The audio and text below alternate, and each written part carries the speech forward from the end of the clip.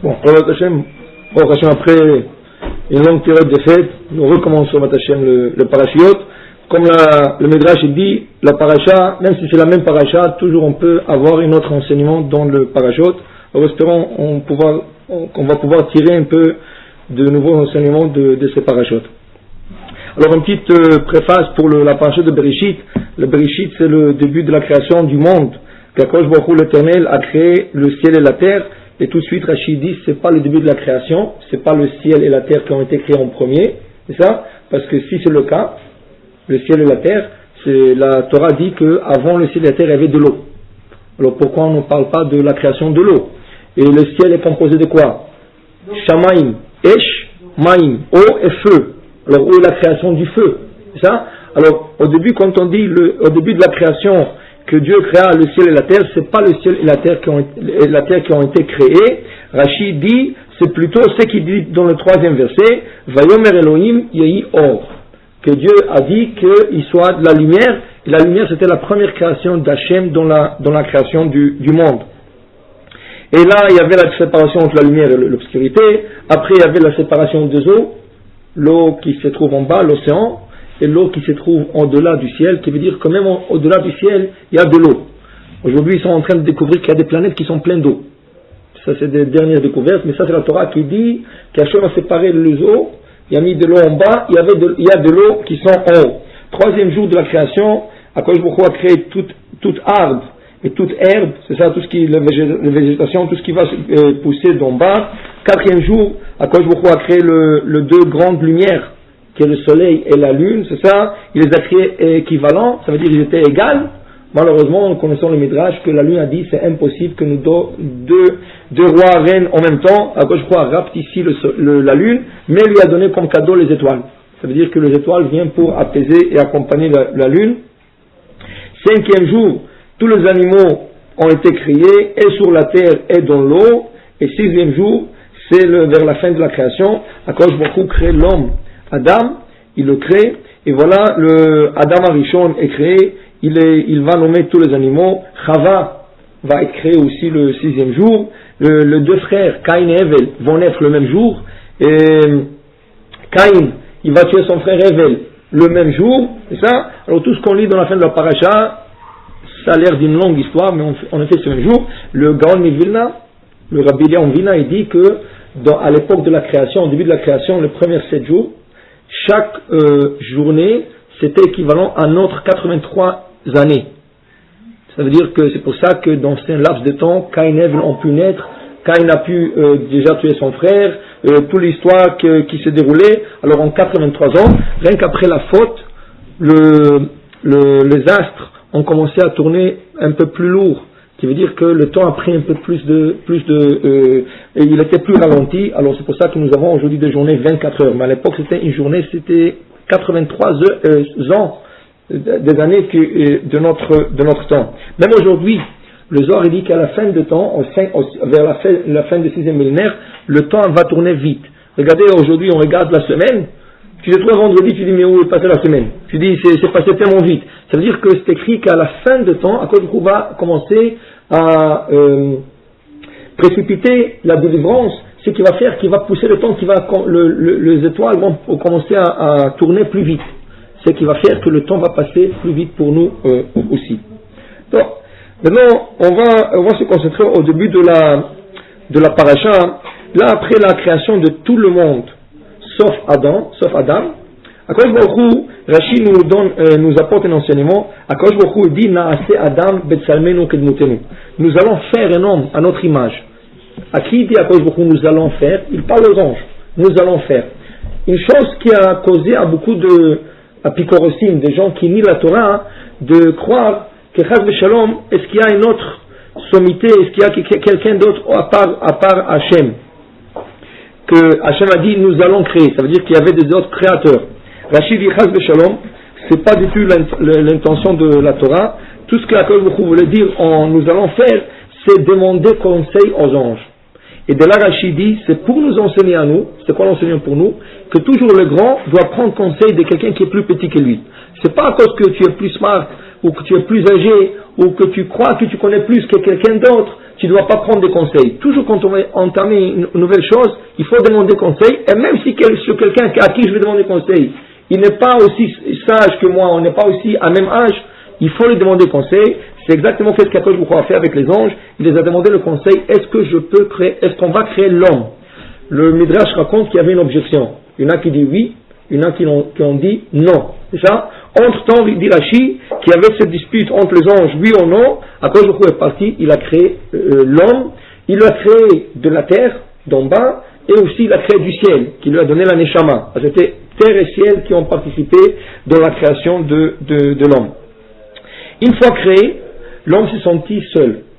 Pourquoi? Parce que Rashi rapporte qu'Hachem lui a donné quand les anges ont commencé à avoir une jalousie contre Adam, il y a Akadosh Baruch Hu qui les a pas demandé, il les a demandé conseil, mais il a créé quand même. Alors, pour enlever cette jalousie, Akadosh Baruch Hu il leur a dit, écoutez, c'est Adam, il est plus sage que vous. Comment? Akadosh Baruch Hu a emmené tous les animaux qui ont été créés le jeudi, il a demandé aux anges, est-ce que vous êtes capables de leur nommer? Donner à chacun son nom. Et ils n'étaient pas capables de donner un nom. Quand il a passé tous les animaux devant Adam, là, Adam, il a dit, voilà, ça c'est la vache, ça c'est le mouton, ça c'est le cheval, ça c'est la girafe. Il a donné des noms à tous les animaux, et tout ce qu'il les a appelés par nom, c'est leur nom jusqu'à date aujourd'hui. Aujourd'hui, c'est le même nom qui n'a jamais changé depuis la création, 5667, c'est ça, 67 ans. Alors là, Adam, il a nommé tous les animaux, mais il a vu quelque chose. Il a vu que dans chaque animal, il y a le mâle, il y a la femelle. Alors il a demandé à Hachem, où est la femelle de l'homme? Alors il dit, bon, alors je vais t'écrire une, et il lui a endormi. Pourquoi il est endormi? Alors on explique dans le Midrash, parce que s'il aurait vu d'où ce que la femme sortait, ça l'aurait dégoûté. C'est ça? Comme par exemple, il donne un exemple. Vous savez que dans le fruit, s'il y a un verre dans un fruit, nous n'avons pas le droit de le consommer. C'est ça? Mais il y a un halakha qui paraît un peu bizarre. Quoi? Que si le verre est venu de l'extérieur à l'intérieur du fruit, c'est interdit. Mais si le verre a commencé à l'intérieur du fruit, même tant qu'il n'est pas sorti du fruit, on peut la manger. Avec son verre? Avec le verre. C'est ça? Ça veut dire? Oui. C'est ça? Et c'est la même bracha, Boré Priaïs. Pas besoin de faire chaque Qui veut dire, je vais vous donner un exemple plus pratique. Je vais vous donner un exemple, par exemple, qui veut dire quelqu'un qui a pris une pomme et il a mordu la pomme. Quand il a regardé la pomme était intacte, était belle, il n'y avait pas de trou. Parce qu'une fois que tu vois un trou dans une pomme, ça veut dire qu'il y a à suspecter qu'il y a un ver qui est rentré. Et si vous prenez une pomme, elle est intacte, vous faites la bracha Boré Priaïs, la personne mord. Il va mordre le fruit. Quand il a mordu, il trouve la moitié d'un verre. Ça veut dire quoi? Qu'il a mangé l'autre moitié. C'est ça? La question, est-ce qu'il a fait un péché ou pas? Non. Parce que ce verre a commencé de l'intérieur du fruit. Et quand je regardais l'extérieur et n'est pas sauté l'extérieur, là, c'est pas un péché. Tandis que si je vois un trou et il y a le verre qui est à l'extérieur, et rentre à l'intérieur, c'est interdit. C'est pour ça que le camembert, le vrai camembert, est interdit pour nous. C'est ça? Pour ceux-là qui sont amateurs de camembert. C'est ça. Bon. Le point de verre, quand c'est le verre dans la pomme, est-ce que des personnes, j'en connais qui nettoient le côté? Oui, vous nettoyez, vous enlevez. Alors la pomme, on peut. Elle n'est pas interdite. Vous enlevez le verre, vous continuez à manger le reste. Juste le verre qui est interdit. Ça? Maintenant. Le verre ne rentre pas, il se produit dedans. C'est ça. Alors pourquoi on ne voit pas le verre? Parce qu'on a un doute, est-ce que le verre est sorti dans une seconde et rentré? Il y avait un ange juif, quand il a vu cette halakha, il a été un peu choqué. Il a dit, quelle est la différence pour Dieu que le verre est venu de l'extérieur ou de l'intérieur? Un verre c'est un verre. Si c'est interdit, ça devrait être interdit de tous les sens. Que ce soit venu de l'extérieur ou que ce soit créé de l'intérieur, un verre c'est un verre. Ou c'est interdit ou c'est pas. Alors il y avait un rabbin, Nathan Apshitz, il lui a expliqué, ok, je vais vous expliquer comment ça marche. Il lui a dit, il lui a demandé une cuillère. Il a dit, s'il vous plaît, crachez dans la cuillère. Il n'a pas compris, il a craché. Il dit, maintenant, prenez ce cuillère et rentrez-le dans la bouche. L'autre, il dit, c'est dégoûtant. Il dit, pourquoi? Ce crachat, il était dans la bouche. Et bien, il dit dans la bouche, quand il était à l'intérieur de votre bouche, vous n'êtes pas dégoûté. C'est ça? Il dit, mais avant, c'était à l'intérieur, maintenant, il dit, voilà, c'est ça. Tant que c'était à l'intérieur, on n'est pas dégoûté. Une fois qu'elle sortait à l'extérieur, on ne peut plus la rentrer dans la bouche. Malgré qu'elle était dans nous. C'est ça? C'est ça la même histoire du verre. Tant que c'est à l'intérieur du fruit, ce n'est pas du bouton. On ne voit pas, on ne voit rien. C'est ça? C'est sûr que si on l'a mordu, on trouve la moitié, on va enlever, on va le jeter. Mais si c'est de l'extérieur, ça c'est déjà du goudron sur la Torah, il ne faut pas en consommer. Alors, Adam Arishon, par sa sagesse, il a appelé le nom de tous les animaux. Et lui, il a demandé, moi j'ai pas de femme, à cause du coup, il est endormi, pourquoi? Pour qu'il ne voit pas où est-ce que sort la femme.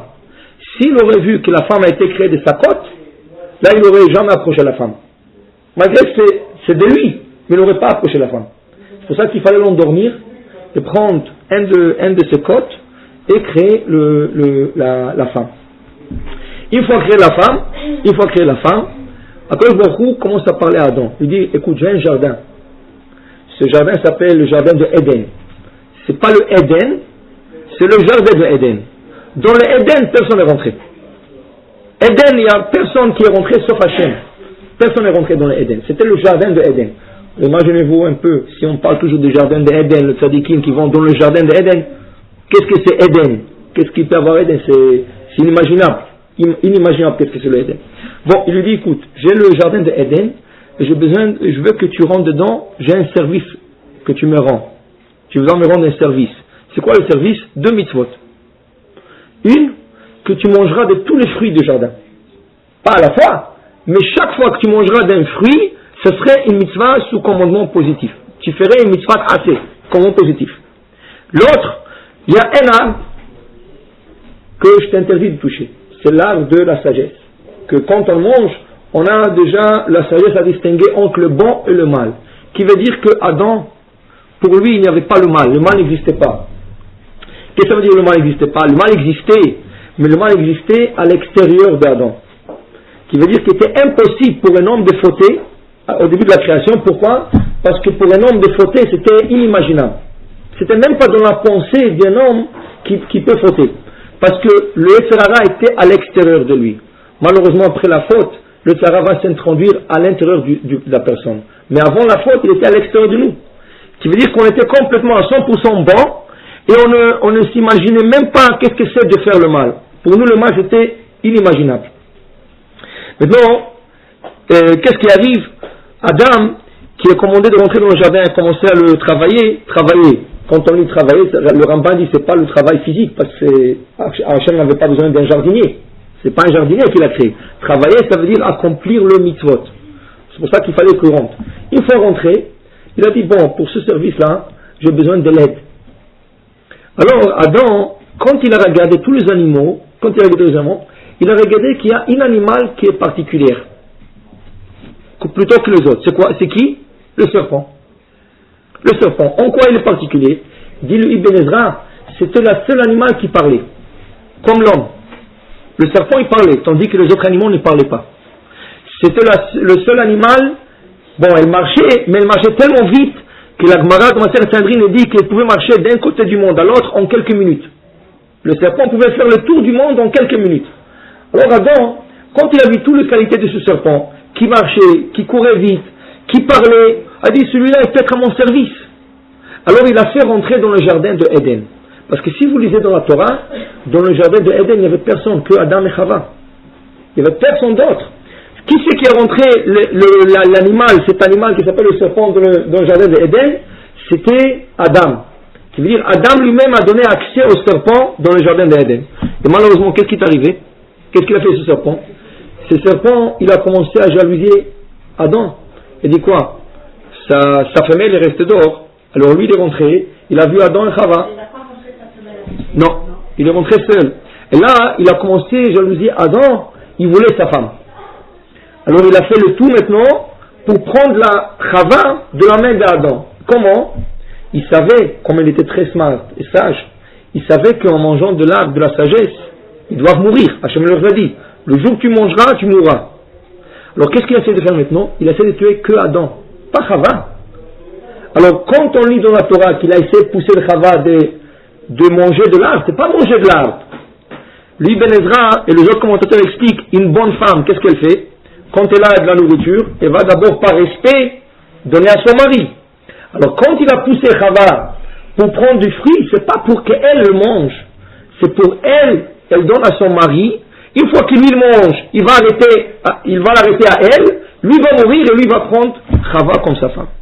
Malheureusement, c'est pas ça qui est arrivé. Chava a eu envie de ce fruit, c'est elle qui a goûté en premier. Là, c'était trop tard. C'est trop tard. Et là, elle a donné à son mari Adam de manger de ce fruit. Là, on peut voir une situation intéressante dans toute cette histoire. C'est quoi la situation? Adam Arishon n'avait pas Issara, n'avait pas de mauvais penchant en lui. Le mauvais penchant était à l'extérieur. Pas seulement qu'il était à l'extérieur, il était à l'extérieur de sa portée même. Il était à l'extérieur du jardin. Adam a été isolé. Il a été protégé par le jardin. Qu'est-ce qui est arrivé? Adam est parti chercher le mauvais penchant. Le serpent, qui était le Satan, en même temps, Adam, c'est lui qui l'a fait rentrer vers lui. Et là, on dit que la chose la plus dangereuse pour une personne, c'est de se mettre à l'épreuve. Dans notre vie, il ne faut jamais qu'une personne se mette dans une épreuve. Si l'épreuve arrive, Chas de Shalom, elle arrive, d'Hachem. Mais de se mettre dans une situation d'épreuve, c'est très dur. Et Adam, on va passer à travers la Torah, on va voir des situations où nos ancêtres ont passé par des épreuves. Mais la première chose, c'est Adam. Adam se mit dans l'épreuve. L'épreuve était tellement dure qu'il a été bloqué par cette épreuve. Comment? Adam, quand Chava a mangé, elle est venue lui donner. Normalement, dis-lui, non. Moi, je te dis de ne pas toucher. Tu es parti manger. Moi, je ne mange pas. Pourquoi lui, il mangera et mourra avec elle? Il savait qu'il doit mourir. Pourquoi il mangera? Parce que il avait une épée à double tranchant contre lui maintenant. Hachem, il lui a pas dit de ne pas toucher. Hachem lui a dit à Adam de ne pas manger. Lui, il est parti dire à Chava, à sa femme, ne touche pas, parce que le jour où tu toucheras, tu mourras. Le serpent qu'il a écouté cela, il savait qu'Hachem a dit quelque chose d'autre. Qu'est-ce qu'il a fait? Il a poussé Chava contre l'arbre. Quand elle est tombée contre l'arbre, elle a touché l'arbre, il a dit voilà, tu n'es pas morte. Et si tu n'es pas morte en touchant, c'est sûr que tu ne vas pas mourir en mangeant. Et c'est comme ça qu'il a eu Chava, qu'elle a goûté de ce fruit. C'est ça? Maintenant, qu'est-ce qui arrive? Chava, elle dit à Adam, viens, moi j'ai mangé, je ne suis pas morte. Alors toi, tu vas manger maintenant aussi. Chava, Adam savait qu'elle allait mourir. C'est ça? Alors maintenant, il avait un problème. Lui, qu'est-ce qu'il a dit à sa femme? En touchant, tu mourras. Alors elle lui dit, mais regarde, j'ai touché, je ne suis pas morte. Ça veut dire que tu as menti. Alors il n'avait pas le choix que de manger maintenant. Pourquoi? Parce que si en touchant et en mangeant, elle n'est pas morte. Maintenant, s'il lui dit, ah regarde, c'est moi qui ai menti, parce que je voulais te prévenir de ne pas manger cet arbre, alors tu es menteur. Et la prochaine fois, dit le Rav Ben Ishraï, la prochaine fois qu'il aurait donné une mitzvah, il n'aurait pas écouté. Alors il n'avait pas le choix que de manger. Et de tomber dans son piège qu'il s'est préparé lui-même. Qui veut dire, il s'est mis à l'épreuve. Il a fait rentrer le serpent dans le jardin, et le serpent l'a entouré d'une manière qu'il ne pouvait pas sortir. Même s'il voulait dire non, je ne mange pas, il ne pouvait pas. Là, parce que l'épreuve c'était du côté de sa femme. Le serpent a tourné sa femme contre lui. Qui veut dire que il ne faut jamais se mettre dans une épreuve parce qu'on ne sait pas comment le fera le Satan. Il va tourner les choses. Il peut te bloquer dans une situation où tu ne pourras pas bouger. Ça c'est au niveau de Adam. On va voir des autres histoires dans notre Torah qui montrent des choses comme ça. Par exemple, le Rabbi Ishraï rapporte une histoire qui n'a rien à voir avec la paracha. Il emmène l'histoire qu'il y avait quelqu'un que le Satan s'est apparu à lui. Il lui dit, tu sais, la semaine prochaine, je dois prendre ton âme. Tu dois mourir. Maintenant, lui, il était un peu sage. Qu'est-ce qu'il a fait? Il a dit au Satan, mais tu vas me faire une faveur. Avant de prendre mon âme, laisse-moi de dire le tachanoun. Ça veut dire la subtétation. Tant que je n'ai pas dit subtétation, tu ne peux pas prendre mon âme. Le Satan lui a juré comme quoi il ne va pas prendre son âme avant qu'il lui dise le tachanoun. Une fois que le Satan lui a juré cela, il a dit ça y est. Maintenant, rien avant, je ne dis pas tachanoun. Maintenant, je ne pourrai pas prendre mon âme. Le dimanche, il n'a pas dit tachanoun. Lundi, il n'a pas dit tachanoun. Le Satan, là, il commençait à être sur des épines. Il dit, mais c'est pas possible. Il m'a eu. Mais le Satan, c'est très difficile de l'avoir parce que si tu l'attrapes, il va faire le tout de t'avoir de retour. Qu'est-ce qu'il a fait le Satan? Bon, ce monsieur, au bout de 2 semaines qu'il ne disait pas tachanoun, le Satan s'est déguisé comme un homme mourant. il s'est mis au milieu de la rue en train de mourir. Lui, ce monsieur est passé dans la rue. Quand il est passé dans la rue, il a vu ce grand mourant. Il dit, écoute, j'ai pas de famille, j'ai pas quelqu'un pour dire Kaddish, je sais pas, je sais qu'il faut confesser avant de mourir, je sais pas quoi faire, est-ce que tu peux m'aider? Il dit, oui, qu'est-ce que tu veux que je t'aide? Il dit, montre-moi comment on fait la confession avant de partir de ce monde. Il dit, voilà, répète après moi, Sham, nous, Bagad, nous, Gaza, nous, hein. Dès qu'il a terminé, Théatan, le Satan s'est levé et dit, voilà, tu as dit la confession, mais moi je peux prendre ton âme.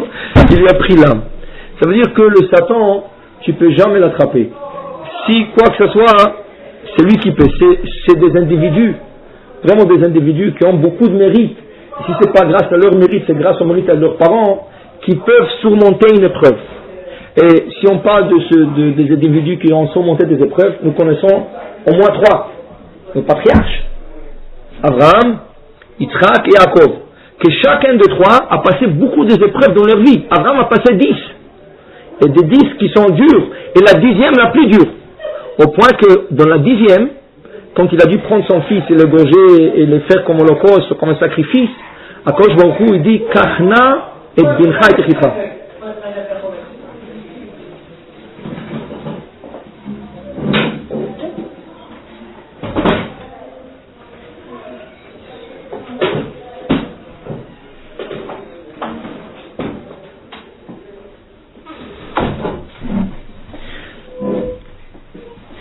Akadosh Baruch Hu a dit à Abraham Avinu, Kachna. Na, ça veut dire s'il te plaît. Il a supplié, prends ton fils et fais-le comme holocauste comme je te demande. Pourquoi supplier? Akadosh Baruch Hu dit, c'est la 10e et la dernière mais la plus dure. Je ne veux pas qu'on dise que les 9 premières étaient des épreuves qui sont faciles. Les autres étaient aussi difficiles, mais ça c'est la plus dure. Et je te demande de passer cela. Parce que tu es obligé de passer par là et ça va être dur. Mais je te demande, s'il te plaît, fais le tout pour passer cette épreuve. Il a passé. Il a passé. Yitzhak Avinu, son fils, aussi a eu beaucoup d'épreuves. Une des épreuves qu'il a eues, quand Akadosh Baruch Hu lui a promis la terre d'Israël, il voulait boire de l'eau, il a commencé à creuser, il a trouvé un puits. Les Palestiniens sont venus, ils lui ont pris cette puits d'eau. Il creuse un deuxième, on lui prend la deuxième. Il creuse un troisième, là il a eu la troisième.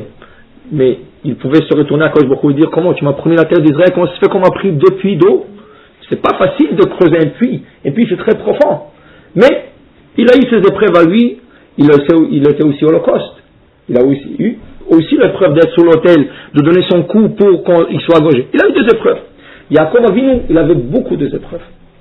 Yaakov Avinu, on sait depuis son frère qui voulait le tuer, son beau-père qui le trichait jour et nuit, malgré qu'il disait à sa femme, s'il veut tricher, moi je peux le tricher. Il a essayé tout, mais Lavan, on dit que Lavan c'était le messager du Satan. Tout ce que Yaakov essayait, avec toute la sagesse qu'il avait, il ne pouvait pas le tricher. C'est lui qui lui trichait toujours. Yaakov Baruch Hu toujours aidé à Yaakov Avinu. Après c'était sa fille, malheureusement, qui a été violée. C'était Dina. En retour, c'était avec Esav. Avec Esav qui voulait encore le tuer. Qui veut dire que Yaakov, malheureusement aussi, il a passé par beaucoup de épreuves. Maintenant, la Gemara nous dit, la Gemara raconte que les 3 patriarches forment le 3 roues du chariot céleste. Mais un chariot, il faut 4. Donc ça veut dire qu'il manquait un. Il manquait un roue. Alors là, qui c'est qui voulait être le 4e? Le roi David. Le roi David a demandé à Hachem, je voudrais être le 4e. Et Hachem me dit, tu ne peux pas l'être. Pourquoi? Parce que les 3 patriarches ont passé de grandes épreuves dans leur vie. Et toi, tu n'as pas passé par là. C'est vrai, il a passé par l'épreuve de Shaoul qui essaie de le tuer, mais c'est pas assez pour qu'il devienne le 4e roue du chariot céleste. Et là, David il fait une demande bizarre à Hachem. Il dit, Bechanenina, épreuve-moi Hachem. Mets-moi l'épreuve. Je vais passer l'épreuve, et après tu me mets comme le 4e roue. Hachem a dit, non, un homme ne peut pas demander une épreuve, c'est dangereux. Il dit, non, moi je suis prêt à passer, je suis chassid, je suis un homme pieux, je n'ai pas peur, mettez-moi à l'épreuve, et vous allez voir, je vais passer, et je vais faire le 4e roue de ce chariot céleste. Là, c'était quoi l'épreuve? On sait tous, c'était la femme, Bathsheba. C'était son épreuve. Bon, la Gemara dit, tout celui qui dit qu'il a fauté, il a tort. Il n'a pas fauté. Mais à son niveau à lui, c'est considéré comme une faute, une tâche d'une faute. Pour un homme normal, il aurait fait la faute, mais lui, il n'a pas fait la faute. Non, c'est pas vrai qu'il a mis le mari. Il a appelé le mari, il a appelé Uriah, il lui dit rentre à la maison. Rentre, va être avec ta femme. Tu n'as pas besoin de sortir à la guerre. Et lui dit, mais moi, c'est moi le général d'armée. Vous allez me dire où aller. Alors il a refusé l'ordre du roi. Il dit, alors bon, dans ce cas, si tu veux sortir à la guerre, va au front. Alors c'est là qu'il est parti au front, il est mort. C'est ça? Mais David il lui a dit rentrer chez lui à la maison. Maintenant, si on regarde l'histoire, c'est vrai. C'est lui qui l'a envoyé, c'est pour ça qu'on dit que c'est comme une tâche. Pourquoi comme une tâche? Parce que c'est lui qui ne voit pas l'histoire exactement comme elle était. Il va dire c'est lui qui l'a envoyé, c'est sûr qu'il a tout planifié pour tuer l'homme et prendre sa femme. C'est pour ça qu'on dit que c'était pas à 100% propre, mais Hachem il sait que c'est propre. Hachem il sait. À la fin, c'est vrai que le roi David est devenu le 4e roue du chariot céleste, mais il a demandé une épreuve que malheureusement a laissé une petite tache. Pas comme le Abraham, Isaac et Jacob. C'est pour ça que la Gemara dit il ne faut jamais demander une épreuve d'Hachem. Il ne faut jamais dire à Hachem, épreuve-moi, mets-moi l'épreuve, tu vas voir, je vais m'en sortir, et jamais se mettre dans une situation où tu as l'épreuve. Parce que tu ne sais jamais comment les choses vont dérouler. Le Sahara, le mauvais penchant est très fort. Il va trouver toutes les manières à te faire tomber dans son piège. Maintenant, on va voir de grands tzadikim que Chas v'Shalom, ils allaient tomber dans le piège des Sahara. Mais ils avaient un mérite. Le tzadik, c'est Yosef. Yosef HaTzadik. C'est quoi le premier Yosef HaTzadik? Le Kli Yakar, un des commentateurs de la Torah, explique que la femme de Potiphar, on sait, il y a le Midrash qui dit que la femme de Potiphar, elle est rentrée, ça veut dire il a invité chez elle, il était chez elle, mais il a invité la regarder 3 fois par jour. 3 fois par jour, elle changeait les habits pour qu'il la regarde. Et lui, il ne voulait même pas regarder la femme. Bon, la Torah dit qu'il lui a demandé d'être avec elle. Il ne voulait pas être avec elle. Après, il lui a demandé au moins, sois à côté de moi. Il ne voulait pas être à côté d'elle. Après, il lui a demandé au moins qu'on soit isolé dans une chambre. Tu ne me touches pas, rien. Tu es dans un coin, moi je vais dans l'autre coin, on soit isolé dans une chambre. Et il ne voulait pas. Alors chaque jour, c'était des épreuves comme ça. Ou être avec elle, ou à côté d'elle, ou isolé avec elle. Rien à faire. À un certain moment, après quelques mois, il a senti déjà que ça y est. Puisque je n'ai pas fait les péchés, c'est fini. Jamais je ferai les péchés. Il se sentit fort. Là, la Torah nous raconte une histoire. Il était un jour que tout le monde sont sortis de la maison. C'était un jour férié. Tout le monde sont partis prier. Elle est restée seule à la maison. Et Yosef rentre à la maison. Dans la Gemara, il discute pourquoi il est rentré. Il savait qu'elle est seule. Pourquoi il est rentré? Il savait qu'elle était seule. C'est ça? Rabbi Shmuel, deux opinions. Un qui disait, bon, il était comptable. Il était le comptable de son mari. Alors, la comptabilité se fait chaque jour. C'est ça? L'autre il disait, non. Il est rentré pour faire un péché. Parce que ce jour-là, il ne pouvait plus. Le Sarah était trop fort pour lui, il rentrait faire un péché. Le Kli Yakar explique quel péché il est rentré faire. Qu'est-ce qu'il comme péché? Qu'est-ce qu'il voulait faire comme péché? Explique le Kli Yakar, il disait, non, moi je ne vais pas toucher cette femme. Moi je vais rien que m'isoler. Elle est seule, alors je vais m'isoler dans la maison avec elle, c'est tout. Pourquoi? Il a vu déjà, elle m'a demandé d'être avec elle, je ne voulais pas. Elle m'a demandé de la toucher, je ne voulais pas. Qu'est-ce qu'il y a du mal de m'isoler avec une femme seule à la maison? Il n'y avait personne. Elle envoyait tous les esclaves, il n'y a même pas une servante, rien, elle était seule. Elle dit, moi j'ai déjà passé les épreuves, alors là, ça serait une épreuve facile pour moi de passer. Mais malheureusement, c'est là qu'il m'a attrapé. C'est lui qui s'est mis dans l'épreuve. Parce qu'il n'aurait pas dû rentrer. Quand il savait qu'il n'y a personne à la maison, pourquoi il est rentré? Parce qu'il croyait que c'était fini. Moi je passerai l'épreuve. Il s'est mis dans l'épreuve. Alors qu'est-ce qu'on dit? Qu'est-ce qui est arrivé? Alors d'abord le Midrash il dit que le visage de son père lui est apparu dans la fenêtre. Le visage de Jacob lui est apparu dans la fenêtre. Et là il a eu peur. Pourquoi? Il dit comment? Devant mon père je vais faire un péché. C'est là qu'il est sorti. Mais il était en grand danger. Il a failli de faire le péché. Mais à la dernière minute, le mérite de son père, et c'est sûr le mérite à lui, il n'a pas fait les péchés. Mais le Kli Yakar il dit, pourquoi se mettre à l'épreuve? Lui il a eu du mérite, mais qui c'est qui peut dire, moi mon père, ou moi j'ai des mérites? Qui c'est qui peut dire ça? Personne ne peut le dire. Qui veut dire qu'il est très dangereux pour une personne de se mettre dans une situation d'une épreuve. Ça. Ce cas-là, excusez-moi, lui il a eu une grosse tâche. Comment? Lui il a eu une grosse Non, lui là. Parce qu'il est rentré seul avec une femme. Oui. Et puis il était prêt à le faire, c'est encore pire. Il était prêt à le faire, mais il a passé. Il a surmonté l'épreuve. Il a eu le mérite de son père. Et n'oubliez pas, David Amelech a demandé une certaine chose. Lui, il n'a rien demandé. Il n'a rien demandé. Maintenant, le Khatam Sofer, il y a un Khatam Sofer qui explique que Sarah Imenu, notre mère Sarah, vous savez qu'elle a passé 2 épreuves. C'est quoi les 2 épreuves? Dès qu'il arrive en Israël, avec son mari, après qu'ils ont quitté la maison partenaire d'Abraham et tout, ils arrivent en Israël, il y a une famine. Alors ils descendent en Égypte. En Égypte, Abraham il a peur qu'on prenne sa femme. Qu'est-ce qu'il lui dit de dire? Dis que tu es ma soeur. Parce que si tu dis que tu es ma femme, ils vont me tuer. Elle s'est mise en danger. Comment il va me rentrer maintenant dans un palais royal de Paro? Elle va dire, je suis la sœur de tel. C'était une femme mariée. Elle va aller avec Paro. C'est une épreuve. Mais à cause Baruch Hu l'a sauvée. Comment? Toute la nuit, chaque fois que Paro essaie de la rapprocher, d'approcher, il y a un malach qui le frappait. Il frappait, au bout de la nuit, Paro a dit, ça y est, je ne touche pas cette femme. Il a tout de suite, le lendemain matin, il a appelé Abraham, prends ta femme. Pourquoi tu m'as dit que c'est ta soeur? C'est ta femme. Prends-la. Mais cette épreuve se répète. Une deuxième fois, quand Abraham descend en Égypte, là, il ne demande pas Sarah. Il ne demande pas Sarah, dit tu es ma soeur. Il leur dit, c'est ma soeur. C'est ça? Et pourquoi il ne demande pas comme la première fois? Il fallait qu'il lui demande. Est-ce que tu peux me faire cette faveur de me dire, d'où le Khatam Sofer? Parce qu'Abraham, il a vu la première fois que Sarah a passé l'épreuve avec Paro. La deuxième fois, il lui a même pas demandé. Il dit, ça y est, elle va passer l'épreuve. Mais Sarah ne voulait pas. Elle dit, qui c'est qui me garantit que je passerai la première épreuve, que je passerai la deuxième?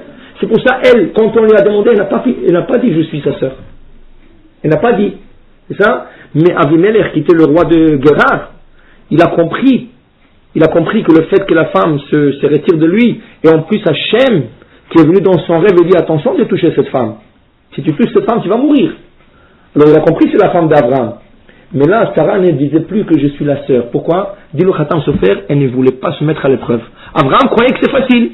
Il croyait qu'il est passé la première, alors il va passer une deuxième. Sarah dit, qui c'est qui me garantit ça? Moi je ne suis pas à ce niveau que j'ai passé une. Qui c'est qui me garantit une deuxième? Il n'y a jamais de garantie là-dessus. Une personne ne peut pas dire j'ai passé une épreuve. Et combien d'épreuves, pour passer une épreuve, combien il faut? Il faut passer 3 épreuves. Pour avoir une garantie sur un péché de ne pas le faire, il faut passer 3 épreuves. Pas que tu as provoqué. Parce que si tu as provoqué, l'épreuve va être plus dure. Ça veut dire qu'Hachem t'envoie 3 épreuves sur le même sujet, sur la même idée. Et si tu as passé les 3 épreuves toi-même, quand du ciel on t'a mis dans cette position, là la 4e, tu es sûr qu'Hachem t'aidera. Ça veut dire que c'est pas impossible que ça arrive. C'est pas impossible que ça arrive après la 3e fois. Il est possible que ça arrive. Mais Hachem, dans la 4e déjà, il est avec la personne qui va être plus facile pour la personne de surmonter cette épreuve. La Gemara explique qu'il y avait un grand rabbin qui était déjà âgé. Chaque jour, il priait à Hachem dans ses prières, Dieu, sauve-moi de mon mauvais penchant, sauve-moi de mon mauvais penchant. Et chaque jour, il priait comme ça. Et la femme lui dit, ça y est, à ton âge, quel mauvais penchant tu vas regarder une femme, qu'est-ce que tu vas avoir une femme? Elle dit, non, tu ne sais pas qu'est-ce que c'est les Sarah. Tu n'as pas d'idée qu'est-ce que c'est Sarah. La femme dit, alors je vais voir. Je vais voir s'il a été ce mari-là. Qu'est-ce qu'il a fait? Il s'est déguisé comme une belle femme. Et lui, il était dehors en train d'étudier. Elle est venue à côté de lui. Lui, il n'a pas reconnu sa femme. Parce qu'il s'est déguisé tellement bien, il n'a pas reconnu sa femme. Et il commence à dire à la femme, comment tu t'appelles tout ça? Elle, au lieu de répondre, parce que s'il va parler, il va la reconnaître, elle commence à courir. Il court après elle.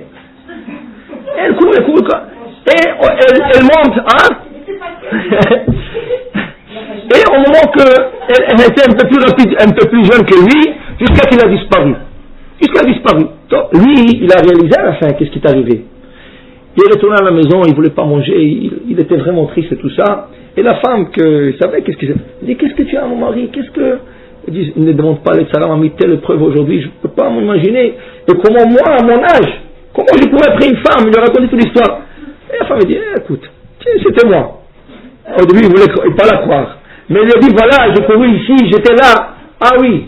Mais la Gemara explique, même si elle a dit à la fin que c'était elle, et il lui a donné tous les signes et tout, depuis, il faisait beaucoup de ta'anit, jusqu'à ce que ses dents sont devenues noires de ta'anit, et il est mort comme ça. Il ne voulait pas admettre comment à son âge, il pouvait courir après une femme.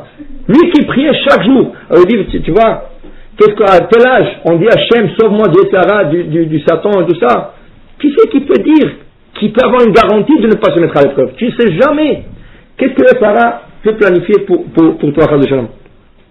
Alors voilà, alors tous nos patriarches, nos Yosef Hatzadik, c'est ça, et tous ces tzadikim, ils ont passé beaucoup des épreuves dans leur vie. Il y a le Khatam Sofer, il ajoute que même nos ancêtres en Égypte ont passé 2 grandes épreuves. Vous savez que malheureusement on a perdu le 4/5 de notre peuple en Égypte avant de la sortie. On était 15 millions, il n'y a rien que 3 millions qui sont sortis. 4/5 ont trouvé leur mort en Égypte. Pourquoi? Parce qu'ils avaient 2 épreuves à passer, et comme Hachem savait qu'ils ne vont pas passer cette épreuve, il les a enlevés de ce monde. Et le Khatam Sofer explique quelle épreuve ils avaient à passer en Égypte. Imaginez-vous un peu une génération ou 2 générations qui ont souffert en Égypte 210 ans. La torture, des Égyptiens qui se moquent du matin jusqu'au soir, ils se moquent d'eux, ils leur frappent, ils leur torturent, ils leur font tous les possibles imaginables. Qu'est-ce que une personne comme ça peut se souhaiter?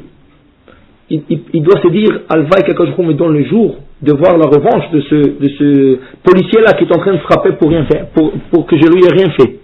Et voilà, le moment est arrivé.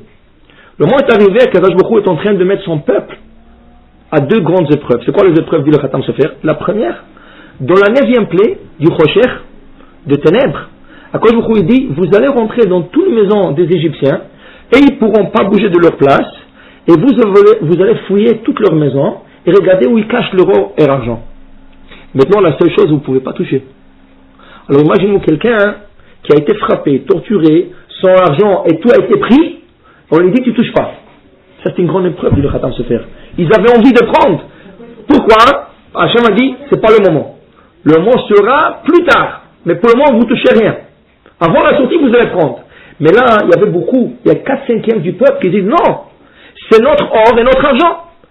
C'est grâce à Yosef que ce pays a été enrichi. Nous, on avait de l'or et l'argent, ils ont tout pris, c'est le nôtre. Alors c'est à nous à prendre. Mais c'était une épreuve que 4/5 n'ont pas passé. 4/5 voulaient prendre cet or et l'argent, et là malheureusement, ils n'ont pas passé l'épreuve. Ils sont morts. Deuxième épreuve, qui est très dure, plus dure que la première, dit le Khatam Sofer, c'était au moment qu'Hachem leur a dit, à la 10e plaie, quand il y avait Makat Bechorot, il a tué tout le premier-né, il leur a dit, ne sortez pas de la maison. Quoi qu'il arrive, ne sortez pas de la maison. Restez jusqu'à que le soleil se lève. Maintenant, imaginez-vous un peu, ils sont en train de manger le sacrifice pascal, ils entendent des cris des Égyptiens de tous les côtés. C'est sûr qu'ils savent qu'est-ce qui se passe. Ils savent que leurs premiers-nés sont en train de mourir. Est-ce que ça n'aurait pas donné plaisir à ces gens-là qui ont été frappés par un voisin égyptien, de voir comment son fils est mort? Voilà, tu m'as frappé, voilà. Hachem t'a frappé. Toi, ton fils, ton petit-fils, tout ça. Il y avait beaucoup qui voulaient rien que sortir pour une seconde, voir comment ils sont frappés. Et Hachem dit non. D'aucune manière vous sortirez de la maison. Vous resterez chez vous jusqu'au lendemain matin. Et rien que le lendemain matin vous sortirez. Parce que si vous sortez, vous vous mettez en danger. Mais encore, parmi le 4/5 de notre peuple, il y avait ceux-là qui n'étaient pas capables d'arriver à cette épreuve et rester chez eux. Alors durant la 9e plaie du Rocher, dit le Khatam Sofer, ils ont été pris. 4/5, ça veut dire 12 millions de personnes qui n'ont pas passé l'épreuve. 12 millions, vous pouvez imaginer. Alors pourquoi ils sont morts? On dit qu'ils étaient Réchaïm. Mais le Khatam Sofer, il dit, le Rishout, c'était parce qu'ils n'ont pas pu se mettre à l'épreuve. Dit le Khatam Sofer, à la fin des temps, il y aura de ces épreuves-là. Et là, il faut être très fort de nature. Quand Hachem dira, voilà l'épreuve, voilà une autre, il faut être très fort de ne pas faire la même faute qu'eux ils ont fait. Maintenant, aujourd'hui, dans notre génération, qu'est-ce qu'on peut dire? Il y a beaucoup des épreuves. Chacun il a ses épreuves personnelles, chacun il connaît ses défauts. Le Tzara, quand il met une épreuve, c'est selon les défauts de la personne. Ça veut dire qu'il sait en quoi tu es faible. Et c'est comme ça qu'il met l'obstacle. Parce qu'il sait en quoi pas attraper. Un grand sadique, il ne va pas lui dire de manger non cocher. C'est ça? Ou il ne va pas lui dire de profaner le Shabbat. Le Tzara, il sait exactement chacun c'est quoi son point faible. Et c'est comme ça qu'il met l'obstacle devant la personne. Mais dans notre génération, il y a des obstacles qui sont communs pour tout le peuple. Par exemple, j'ai vu dans un livre, il dit, c'est quoi une des plus grandes épreuves de notre génération? C'est un petit bouton, c'est un bouton, que tu appuies sur le bouton, et là tu es connecté à tout le monde. D'un côté du monde à l'autre. Alors ça peut être l'internet, ça peut être la télévision avec les câbles, c'est ça? Et là tu peux voir mille et un choses. Le problème est que c'est une grande épreuve. C'est pas tout le monde qui surmonte cette épreuve. Par exemple, il y avait des maris, et quand il y a des maris, des religieux, qui ont été attrapés, voire en train de voir des films inimaginables. Ça veut dire, est-ce que quelqu'un peut dire, non, moi je me surveille, je peux faire attention. Personne ne peut dire cela, parce que tu ne sais pas le Sarah, par erreur. Tu as passé par une image, et le Sarah dit, mais rien que regarde, qu'est-ce qu'il y a là-bas, rien que tu regardes. Une fois que il t'a attrapé, c'est fini. Il suffit d'une seconde de passer par cette épreuve, et là tu es tombé dans son piège. Chacun, il a une faiblesse. Tu sais pas, ça peut être la télévision, ça peut être l'internet, ça peut être la radio, ça peut être mille et une choses. Mais ça prend un petit bouton. Aujourd'hui, l'épreuve, c'est un bouton. Je l'appuie ou je l'appuie pas. On n'a pas le droit à l'internet. On n'a pas le droit à l'internet. Certains sites. Certains sites. Ok. On va dire, si c'est pour travail, mais même au travail, il y a des gens que, à leur travail, ils n'ont rien à faire. Hein? Comment? Oui, mais vous savez que l'Internet, vous savez c'est quoi l'Internet? Je vous ai expliqué une fois. L'Internet, c'est l'arbre de la sagesse. On verra. C'est le fruit de la sagesse. C'est la preuve que quand nous croyons aujourd'hui dans notre génération, qui c'est qui a fait ça? Arachim, ils ont fait le calcul. Je vous expliquais au début du cours. Ils ont fait le calcul que Adam, dans le temps d'Adam, chaque heure était équivalente à 83 années. 83.333, plus précis. Arachim, ils ont fait le calcul, ils ont pris la journée d'Adam, parce qu'il a été créé, par exemple, il a été créé à la 5e heure, Chava a été créé à la 6e heure, à la 7e heure, ils avaient des enfants, à la 8e heure, Adam a averti Chava, et à la 9e heure de la journée, Chava a mangé de ce fruit. Ça, Arachim, ils ont fait les calculs, à partir de 83 ans, .333, ça veut dire qu'on prend le monde, il aura 6000 ans. Alors ils ont pris les 6000 ans, l'année que nous nous trouvons, et ils ont fait le calcul. La 9e heure de la création est équivalent à l'année 1990. La 9e heure d'Adam à sa création est équivalente à 1990. À 1990, qu'est-ce qu'il y avait? L'Internet qui est sorti sur le marché. Et ça, c'est pour la première fois, il a été introduit au marché public. Et là, on dit c'est le fruit de la sagesse, de notre génération. Qui veut dire? Vous voulez dire l'arbre de la sagesse? L'arbre, c'est l'arbre et le fruit. Le fruit, qui veut dire que si, dans l'Internet, il y a beaucoup de choses, beaucoup de bonnes choses. Il y a des Dvar Torah, il y a tout ce que vous voulez de la Torah. C'est ça, tu peux faire beaucoup de choses dans l'Internet. Mais de l'autre côté, il y a beaucoup de mauvaises choses. Et le fruit, cette fruit-là qui a été interdit, pourquoi? Parce qu'il est tov, verra. Il avait le mélange de bon et du mal. Et malheureusement, qu'est-ce qui est arrivé après avoir goûté de ce fruit? Le mal. C'est pas tout le monde qui sont capables de prendre que le bon. C'est pas tout le monde qui sont capables de prendre le bon. Alors quand on dit l'Internet est permis, oui, d'une certaine façon il est permis parce que vous travaillez avec, vous communiquez avec, vous faites, mais il y a des certains moments où le Sahara, il peut vous faire glisser. Il suffit d'une petite glissade. Et là vous tombez complètement dans le mal. Surtout quand il y a des enfants. Peut-être que quelqu'un est adulte, on a dit même s'il y a un adulte, c'est pas sûr, mais quelqu'un est adulte, il dit moi je l'utiliserai que pour le travail. Tu peux le dire. Mais quand il y a des enfants, est-ce que tu peux sauver les enfants 24 heures? Tu ne peux pas. Tu es au travail, ils sont avec l'Internet. Ils font leurs devoirs avec l'Internet. Est-ce que tu es là à surveiller qu'est-ce qu'ils regardent? Il va par un site, c'est pas le site, mais il est tombé sur le nahash, sur le serpent. Qu'est-ce que tu peux faire? C'est ça? Ça c'est pour dire que l'Internet c'est une des plus grandes épreuves que nous avons aujourd'hui. Pas l'Internet seulement, la télévision aussi. C'est ça? Tout ce que nous avons aujourd'hui, c'est le Sahara qui essaye de nous faire glisser. Alors c'est ça qu'on a dit. Le Sahara il sait qu'il ne peut pas rentrer dans une maison de religieux et leur donner à manger non kosher ou profaner le Shabbat ou faire ça. Mais il a trouvé la manière de rentrer. C'est quoi la manière de rentrer? Alors ce rabbin explique dans son livre, d'abord il est rentré avec les jeux vidéo. Des petits jeux vidéo qui sont innocents. Mais il a dit, regardez tous les jeux vidéo. C'est quoi les jeux vidéo? Toujours frapper un animal ou tuer une personne. C'est quoi le jeu? Tu cours après quelque chose et tu dois le tuer. Ou le frapper avec un bâton ou éliminer Qu'est-ce que ça apprend à un enfant au bout d'1 mois, 2 mois, 3 mois? Frapper. Ça veut dire que le Sarah, inconsciemment, il rentre chez l'enfant. Au bout d'appuyer un bouton, frapper, tuer, dans son cerveau, il se passe cette notion qu'il faut frapper, tuer pour gagner le jeu. Là, il devient plus violent. Et ça commence par un jeu innocent. Qu'est-ce qu'il y a dans le jeu vidéo? C'est innocent. Mais là, c'est le début de l'ouverture. Après, ça va à l'internet, après, ça va à des choses qui pleuvent. Maintenant, il y en a qui sont plus forts, il y en a qui sont plus faibles. Mais qui c'est qui peut dire, moi, je me mettrai à l'épreuve et j'en sortirai? Personne ne pourra le dire, parce que se mettre à l'épreuve, c'est quelque chose qui est très dur. Une autre chose, par exemple, ça arrive à des personnes d'aller dans une réunion de travail. Alors tu dois aller dîner ou tu dois aller manger le lunch avec quelqu'un, et des fois tu dois rentrer dans un restaurant non kosher. Qu'est-ce que je fais? Je rentre ou pas? Si je rentre pas, je n'ai pas l'affaire, ou j'ai un monde différent. C'est ça? Là tu te mets à l'épreuve. Pourquoi? Parce que c'est sûr, il y a beaucoup qui disent, moi je vais m'asseoir là-bas, je vais prendre un verre d'eau. Mais tu t'assois là-bas et tout le monde se dit, allez, un verre d'eau, prends une salade, prends quelque chose. Et la salade, quelque chose, ça va arriver aussi. Quelqu'un m'a dit comme ça. Moi je lui dis non. Après une année, il est venu chez moi, il m'a dit, chaque fois que j'essaie de prendre une salade, à la fin il a été obligé de prendre un poisson. Il ne pouvait pas se mettre à la pression. Parce que c'est de la pression. Et qui c'est qui met cette pression? C'est pas la personne qui est devant vous. C'est le Satan. Pourquoi? Qu'est-ce que ça lui dérange? Toi tu veux manger, mange. On parle de l'affaire, mange. Non, ça lui dérange que tu manges pas. Alors il te met mais c'est pas lui. C'est le Satan. Et ça va arriver, il a dit, et c'est un homme très très droit.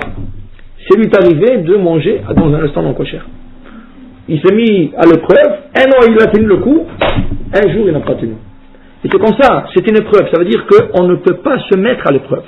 Se mettre à l'épreuve, c'est la chose la plus dangereuse. Surtout quand le Tzara, il est fort. Alors il t'attrape de tous les côtés. Ne pense jamais que tu peux l'avoir. La seule chose qu'on peut l'avoir, pas l'avoir, la seule chose qu'on peut se défendre, c'est le bloquer de tous les côtés. Pas lui donner une ouverture. C'est ça. Si tu donnes le moins d'ouverture, c'est fini. Il va trouver la manière de te mettre l'obstacle. Pour dire, ça c'est l'étude de ce livre de Bereshit, au début de la paracha, vous allez répéter pour ceux qui n'étaient pas là, c'est Adam qui était dans le jardin d'Éden, était seul avec sa femme, et il est parti chercher le serpent de le rentrer à l'intérieur.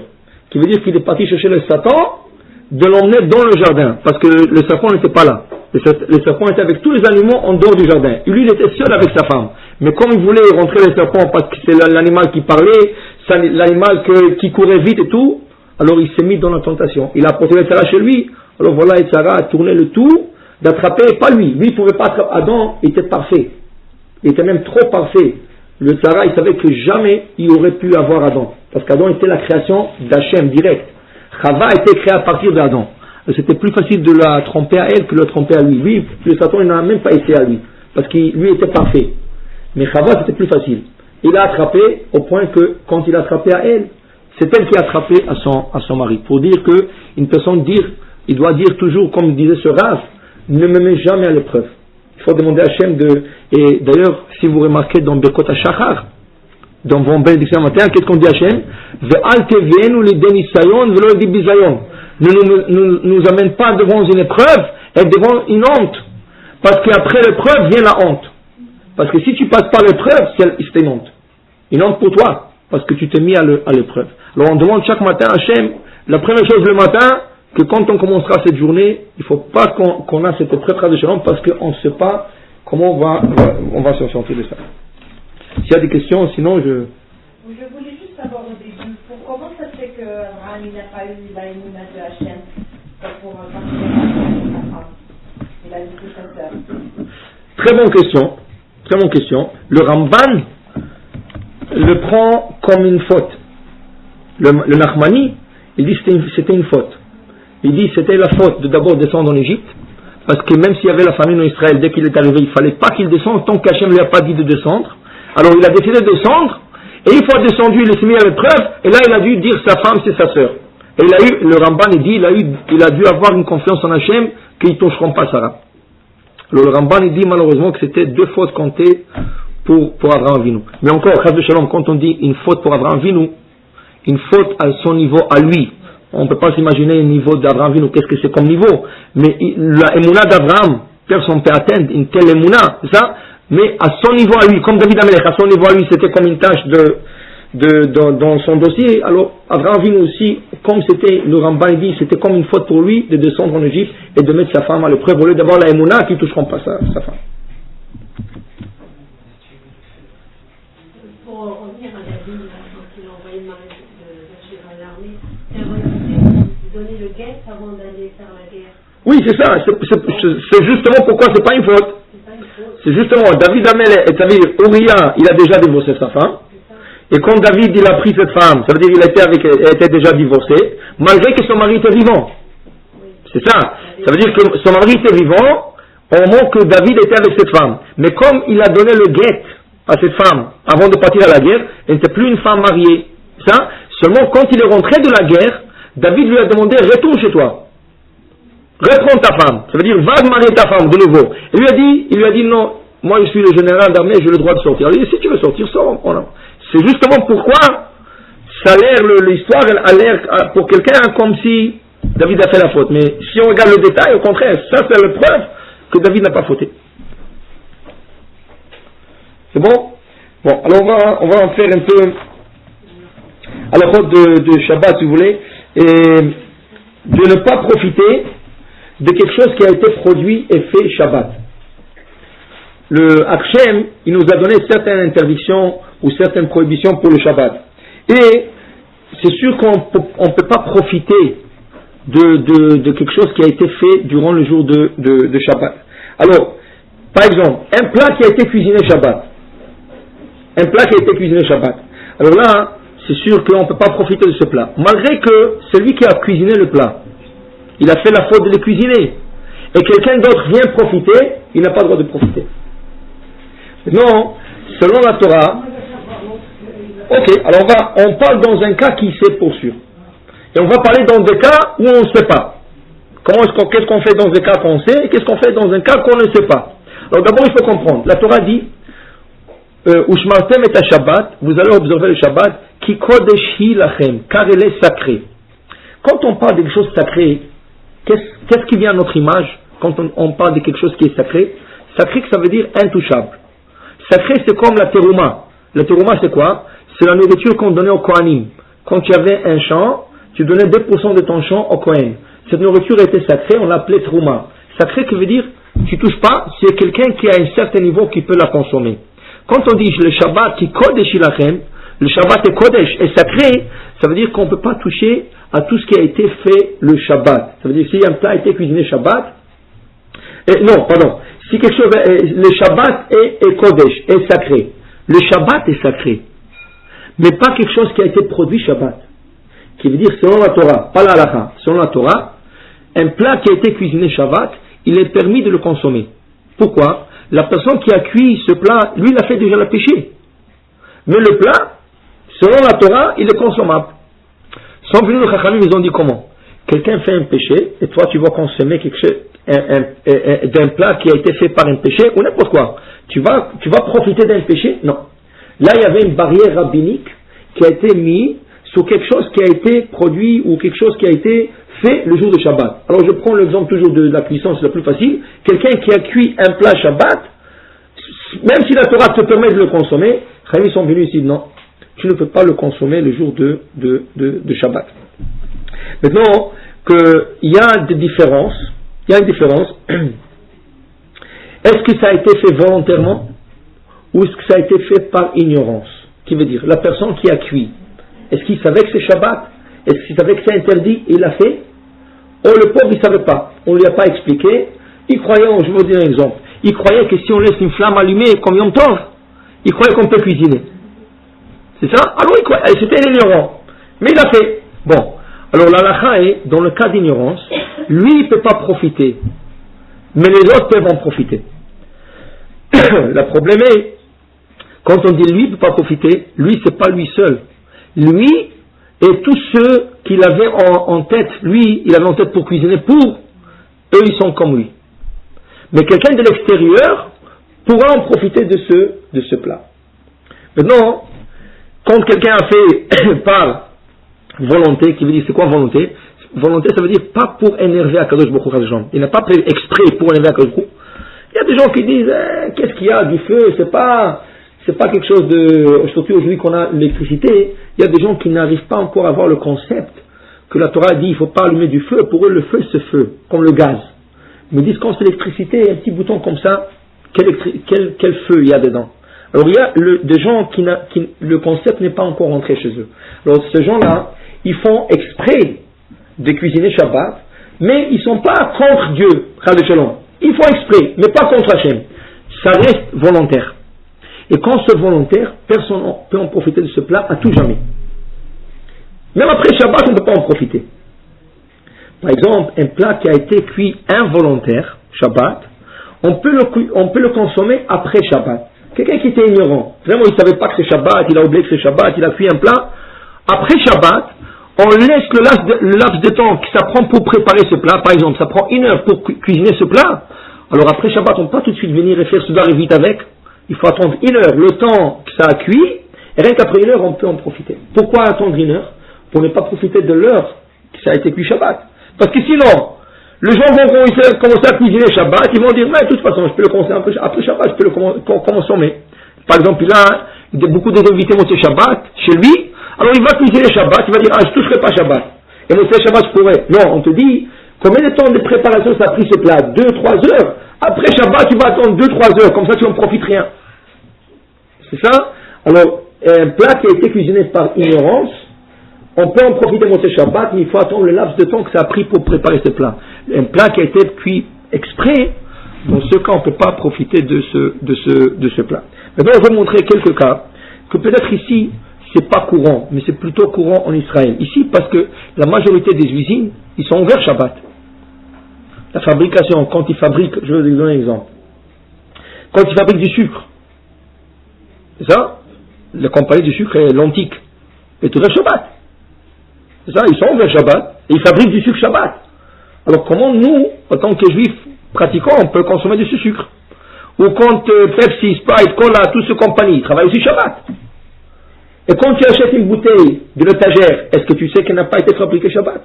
C'est ça? Alors qu'est-ce qu'on dit? D'abord, nous on habite ici. Et qui c'est qui fabrique ces choses-là? C'est des goïms. C'est des non-juifs. Dans ce cas, il n'y a pas de problème. L'interdiction c'est pour un juif, pas pour un non-juif. Mais qu'est-ce qu'ils font en Israël? En Israël, il y a un problème.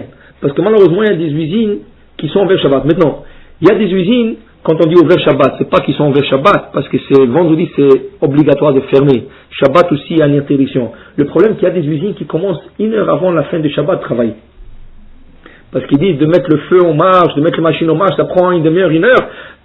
C'est pour ça qu'en Israël, vous allez voir, vous allez au supermarché, vous voyez 2 bouteilles de lait. Exactement, Tnuva. Le 2 Tnuva. Et avec une sorte de cache-route, l'autre sans une sorte de cache-route. Mais tu te poses la question, comment? C'est le même. C'est la même compagnie. Pourquoi un avec le cache-route, l'autre? Parce qu'un a été surveillé, que l'usine a été fermée à la dernière minute de Shabbat. L'autre, il n'est pas surveillé. Ce qui veut dire qu'il est possible que cette bouteille a été commencée à être fabriquée 1 demi-heure ou 1 heure avant la fin de Shabbat. Ça veut dire qu'ils ont embouteillé le lait dans la bouteille ou le sucre dans la... Maintenant, alors comment on fait Israël? Comment on fait en Israël? Alors tu vas... Est-ce que... Même comment je peux savoir? Ça c'est pour le lait.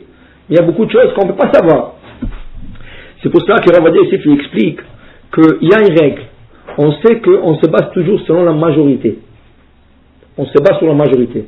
Combien de jours de semaine nous avons? 7. Parmi les 7, nous avons 6 ouvrables, une qui est fériée. Alors même si quelque chose a été fabriqué Shabbat, c'est ça?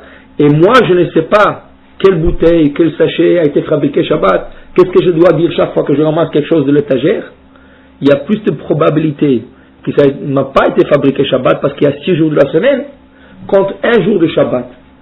Et c'est ça la permission en Israël de quand on achète, on doit se dire qu'il y a plus de probabilité que ça a été fabriqué ça que ça. Mais si tu sais pour sûr qu'il y a une compagnie qui fabrique Shabbat, alors je vais vous donner un exemple qui était un peu révolutionnaire en Israël.